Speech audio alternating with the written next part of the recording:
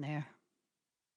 When her inability to communicate was coupled with frustration, the often dramatic-looking symptoms of autism, compulsive and/or repetitive behaviors, self-injury, disruptive vocalization, emerged. Simply stated, she could have meltdowns. They could happen with anyone and in any locale. It had been a little easier when she was younger. While her outbursts even then were difficult, now that she was a fully grown adult and commanded space, her voice was loud and powerful, her physical presence imposing, and the incidents had grown harder to manage. Emily could act differently than other people, often in ways that could be startling. When the call came, she was living in an apartment in Westwood with support staff and participating in a transition program at the UCLA Extension School for students with special needs. This was all part of our experiment in independent living for her, a goal encouraged and valorized by so many of our friends raising young adults with special needs. We wanted to give her the skills she'd need to live as independently as possible, preparing her for a life without Tom and me to watch over her, to speak for her, to be the buffer between Emily and the world. Since her very first diagnosis, we worried how Emily was going to manage in this world when we were gone, and no longer here to be her intermediaries. Tom and I had been older parents when Emily arrived.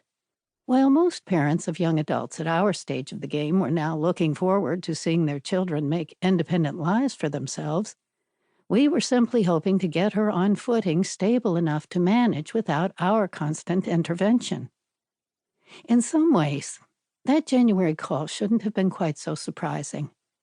Over the preceding year, her meltdowns had become progressively more challenging. Recently, the agency providing her support had demanded we obtain additional behavioral services to try to rein in her conduct, and we had.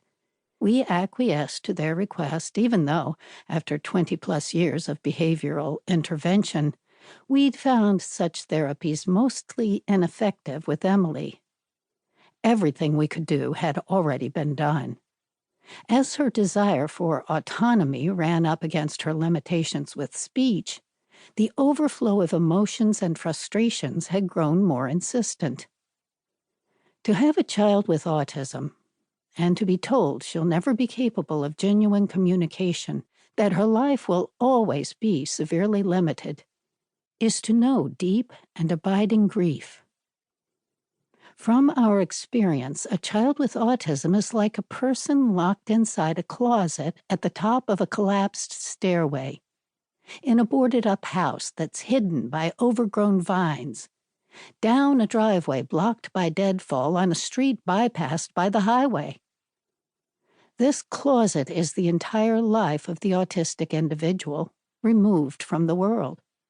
Yet the worst horror is the thought that within that closet, a single light burns brightly. We'd seen firsthand, and from a very young age, the spark and animation in Emily's eyes, and sensed an untold intelligence confined within her. Yet we'd been told by countless experts countless times that our dreams for her were misplaced. She'd never communicate. Her life would be forever limited. After 25 years, we'd come to accept this reality, while still hoping it could be otherwise. On the one hand, we acknowledged the objective reality of how she presented to the world and accepted and loved her completely. We also nurtured stubborn seeds of hope that, to almost all professionals we interacted with, were irrational. Could our dream actually come to pass? That Emily might finally be able to tell us about her life? If so, she might escape some of the autism constraints that had long held her. We clung firmly to the belief that one day she might be able to free herself from the frustrations that had become so hard for her to bear. I worried, though, that we'd been premature in thinking she was ready to live away from home. Perhaps we were deluded about what she was capable of. We had no idea how to move forward into better terrain. What most people who witnessed her episodes didn't realize was that